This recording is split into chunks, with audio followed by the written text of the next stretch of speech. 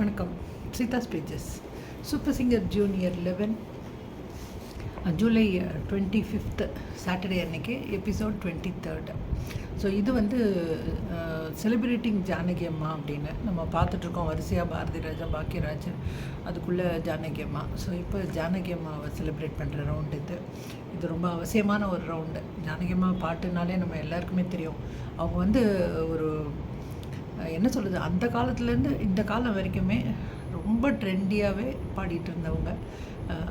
அவங்கள மாதிரி பாடுறதுக்கு யாராலையுமே முடியாது. ஜானகி அம்மா தான். சிங்கார வேலனை துவங்கி நம்ம வந்து இப்போ பார்த்திங்கன்னா எல்லா ஜென்ரேஷனுக்குமே இருக்கிற ஒரு பாட்டை அவங்க பாடிக்கிட்டே தான் இருந்திருக்காங்க. அவங்கக்கிட்ட ஸ்பெஷாலிட்டின்னு சொன்னிங்கன்னா ஒரு மிமிக்ரி இருக்கும் அவங்க குரலில். குழந்தைய மாதிரி பாட சொன்னிங்கன்னா அப்படியே குழந்த மாதிரியே இருக்கும் பாடுறது. பையனை மாதிரி பாடுனாலும் பையனை மாதிரி பாடுவாங்க, வயசானவங்கள பாடுங்கன்னாலும் பாடுவாங்க. இவங்களுடைய குரலில் பார்த்திங்கன்னா என்றைக்குமே இளமை இருந்தது. என்றைக்குமே ஒரு யூத்ஃபுல் வாய்ஸ் தான் அவங்களுக்கு இருந்தது.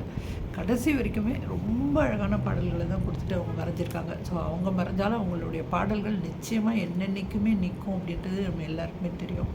ஸோ அவங்கள செலிப்ரேட் பண்ணுற மாதிரி தான் இன்றைக்கி ஆரம்பித்தாங்க. சித்ராமா வந்து சின்ன தாயவள் பாடி ஆரம்பித்தாங்க. ஸ்பெஷல் கெஸ்ட்டாக வந்து கங்கை அமரனும் மனோவும் வந்திருக்காங்க இன்றைக்கி. ஸோ இன்றைக்கி பார்த்திங்கன்னா ஃபஸ்ட்டு பாட வந்தது வந்து தீபவர்ஷனாவும் சௌரபியும் வந்தாங்க. இது என்ன மானமுள்ள பொண்ணு என்ன மருதையில் கேட்டாக அந்த பாட்டை அவங்க ரெண்டு பேரும் மாறி மாறி பாடினாங்க. சௌரபி நல்லா பாடினாங்க. பட் வந்து அவங்களுக்கு இன்னும் அந்த வார்த்தைகள்லாம் உச்சரிப்பு சரியாக வரணும். அது இன்னும் கொஞ்சம் இந்த பாட்டில் எஸ்பெஷலி இவ்வளோ நாளாக நல்லா தெரியல. அது இந்த பாட்டில் வந்து அந்த வார்த்தைகள் ரொம்ப முக்கியமான ஒரு ப்ளே பண்ணுது. ஸோ இதில் வார்த்தைகள் கொஞ்சம் கிளாரிட்டி கம்மியாக இருந்தது. மற்றபடி ரொம்ப அழகாக தான் பாடினாங்க. எப்போவுமே அழகாக தான் பாடுவாங்க. ஆனால் தீபவர்ஷனா நான் சொல்லணுன்னா இன்றைக்கி எனக்கு ரொம்ப பிடிச்சது தீபவர்ஷனா. வாய்ஸ் கூட பார்த்திங்கன்னா அப்படியே நாளாக அப்படியே ஸ்வீட்டாகிட்டு வருது. அதே மாதிரி ஒரு குழந்தை பாடுற மாதிரியே இல்லை, ஒரு அடல்ட் பாடுற மாதிரி இருந்தது இன்றைக்கி. எனக்கு ரொம்ப அழகாக பாடினாங்க இன்றைக்கி. இவங்களுக்கு வந்து இன்றைக்கி கோல்டன் பஸர் கிடைக்கும் அப்படின்னு நான் எதிர்பார்த்தேன். ஏன்னா ரொம்ப அழகாக பாடினாங்க அப்படின்றதுனால. தீபவர்ஷனா எக்ஸலண்ட்டாக பாடினாங்க இன்றைக்கி.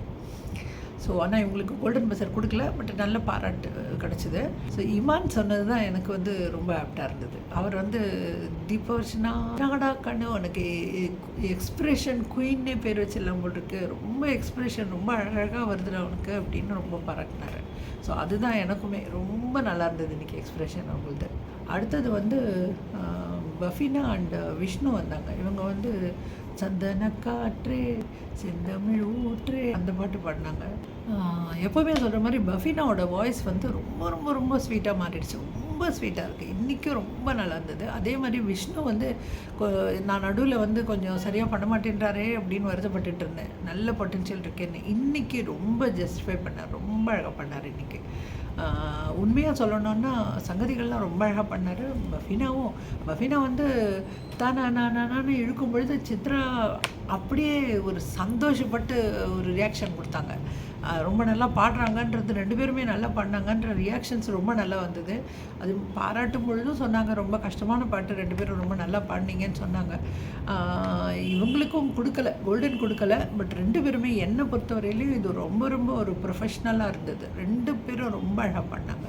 இதுக்கப்புறமா வந்து சித்ரா வந்து இன்றைக்கி திருப்பியும் அவங்க மெமரிஸ் வித் ஜானகி அம்மாலாம் சொன்னாங்க. சொல்லும் பொழுதே பிரேக் ஆகிடுறாங்க. அவங்க ரொம்ப ரொம்ப அட்டாச்சாக இருக்கிறவங்க. அது ரொம்ப அதனால் அவங்களுக்கு வந்து அது நம்ம சொல்லவே முடியாது. அது பேசும் பொழுதே அவங்களுக்கு பிரேக் ஆகிடுது. அடுத்ததாக டெனின் பர்னோவும் லய கார்த்திக்கும் வந்தாங்க. இவங்க ரெண்டு பேரும் சுந்தரி கண்ணால் ஒரு செய்தி. இதில் வந்து நான் உண்மையாக சொல்லணுன்னா எனக்கு டெனின் பர்னோ ரொம்ப அழகாக இருந்தது இன்றைக்கி. ஸ்டார்ட் பண்ணும்போது கொஞ்சம் பயமாக இருந்தது எனக்கு. என்ன கொஞ்சம் டல்லாக இருக்க மாதிரி இருக்கே அப்படின்னு நினச்சேன். ஆனால் பயங்கரமாக பிக்கப் பண்ணி கடைசி வரைக்கும் ரொம்ப ஒண்டர்ஃபுல்லாக பண்ணார். லய கார்த்திக் நல்லா பாடினாங்க. பட் எனக்கு ரெண்டு பேரில் எனக்கு ரொம்ப பிடிச்சது டெனின் பர்னோ இன்றைக்கி நல்லா பண்ணார். இதில் ரொம்ப அழகாக பாடி பிடிச்சாங்க. ரொம்ப க்யூட்டாக இருந்தது. ரெண்டு குட்டீஸாக இருக்கிறதுனால ரெண்டு பேரும் பாடும்போது அது பார்க்குறதுக்கு ரொம்ப க்யூட்டாக இருந்தது. இவங்களுக்கு கோல்டன் பஸர் கொடுத்தாங்க. டெனின் பர்னோவுக்கு ஒன்று தான் மஞ்சரி சொன்னாங்க. நீ பாடும்போது ஆரம்பத்தில் எப்படி பாடினீங்க, கொஞ்சம் சிரிச்சிட்டு பாடுங்க நாங்கள், அது மட்டும்தான், அது ஒன்று தான் அவங்களுக்கு சொன்னாங்க. பட் வந்து லய கார்த்திக் வந்து சித்ரா சொன்னாங்க ஜானகி அம்மா பார்த்தீங்கன்னா மூச்சு பிடிச்சு அப்படியே போவாங்க, எங்கேயும் கட் பண்ண மாட்டாங்க. அந்த அளவுக்கு போகலைன்னா கூட இந்த பாட்டில் நீ கொஞ்சம் பண்ணியிருக்கலாம் அதை அப்படின்னு சொல்லிட்டு அந்த கரெக்ஷன் மட்டும் கொடுத்தாங்க. கட் பண்ணக்கூடாது, அதே மாதிரியே பாடணும் அப்படின்ற ஒரே ஒரு விஷயந்தான் சொன்னாங்க. பட் கோல்டன் கொடுத்துட்டாங்க. இதுக்கப்புறமா முன்னால் இந்த எக்ஸ் கண்டஸ்டன்ட்ஸ் சூப்பர் சிங்கரில் இருக்கிறவங்கெல்லாம் வந்தாங்க. அவங்கெல்லாம் பார்த்திங்கன்னா செந்தூர பூவையில் ஆரம்பித்து நாதன் என் ஜீவனை வரைக்கும் அவங்களுடைய பாடல்கள் மாறி மாறி மாறி பாடினாங்க. ரொம்ப ரொம்ப ரொம்ப ரொம்ப நல்ல ட்ரிபியூட்னு தான் நான் சொல்வேன். ரொம்ப அழகாக இருந்தது, அவங்க பாடின விதமும் அழகாக இருந்தது, ரொம்ப நல்லா இருந்தது. இது அடுத்தது சர்வேஸ்வரன் வந்தார். அவர் வந்து மாதா உன் கோவிலில் மணி தீபம் ஏற்றினேன் அந்த பாட்டு. அது வந்து உண்மையிலேயே எல்லா சர்ச்லேயும் போடுவாங்க. பட் ஆனால் சாதாரணமாகவே நமக்கு அந்த பாட்டை கேட்கும்போதே அழுக வந்துடும். அந்த மாதிரியான பாட்டு அது.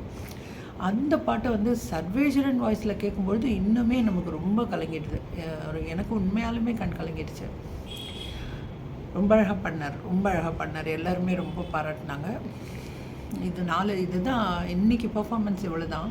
இதுக்கப்புறமா வந்து ஜானகிம்மா கூட சித்ரமா இருந்த வீடியோஸ் அந்த மாதிரி. அதுக்கப்புறம் இங்கே சூப்பர் சிங்கருக்கு ஜானகிம்மா வந்திருந்த போது அந்த குழந்தைங்க கூடலாம் எப்படி இன்ட்ராக்ட் பண்ணாங்க அதெல்லாம் போட்டு காமிச்சாங்க.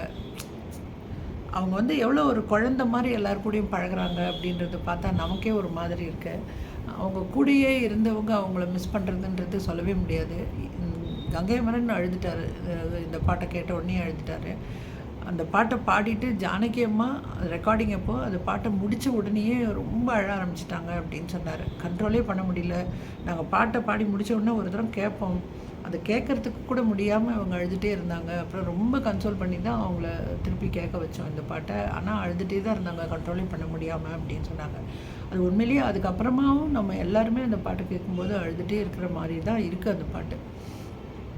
அதெல்லாம் சொல்லிவிட்டு கங்கைமரன் ஒரே அழ ஆரம்பிச்சிட்டாரு. அதுக்கப்புறமா ஜானகிம்மாவை பற்றி பேச ஆரம்பித்து மனோ 2 வார்த்தை சொன்னார். அப்புறம் சித்ராமாட்ட கொடுத்தாங்க. அவங்களால கண்ட்ரோல் பண்ண முடியல, ரொம்ப அழ ஆரம்பிச்சிட்டாங்க. நான் அப்புறமா பேசுகிறேன்ட்டாங்க. இதுக்கு முன்னாடியுமே அவங்க வந்து பேச ஆரம்பித்த போதே அழுதுட்டு அனுராதா வந்து அவங்கள எவ்வளோ கன்சோல் பண்ணி தான் சரி பண்ணாங்க. அவங்க ரொம்ப மிஸ் பண்ணுறாங்க அவங்களன்றது ரொம்ப தெரியுது. ஏன்னா எனக்கு அம்மா மாதிரி அப்படின்னு சொல்கிறாங்க. அவங்க வரும்போதே ஒரு கட்டி அணைச்சிப்பாங்க. அப்படியே எனக்கு எங்கள் அம்மா மாதிரியே ஒரு ஃபீல் இருக்கும் அப்படின்னு சொல்கிறாங்க. அந்த அளவுக்கு எல்லாருக்கூடையுமே அன்பாக பழகியிருக்காங்கன்றது நமக்கு எல்லோரும் ஷேர் பண்ணுறதுலேருந்தே தெரியுது. ஸோ அவங்களுக்கெல்லாம் அந்த அனுபவம். நமக்கு வந்து இந்த பாடல்கள் என்ன மாதிரி சிறப்பான பாடல்கள் கொடுத்துருக்காங்க. அவங்க இல்லை அப்படின்றது நமக்குமே ரொம்ப வருத்தம் தான். அவங்க ஆன்மா சாந்தி அடையட்டும். ஸோ சனிக்கிழமை நடந்தது இவ்வளோ தான். நாளை ஞாயிற்றுக்கிழமை பார்த்துட்டு நான் மீண்டும் உங்களை சந்திக்கிறேன்.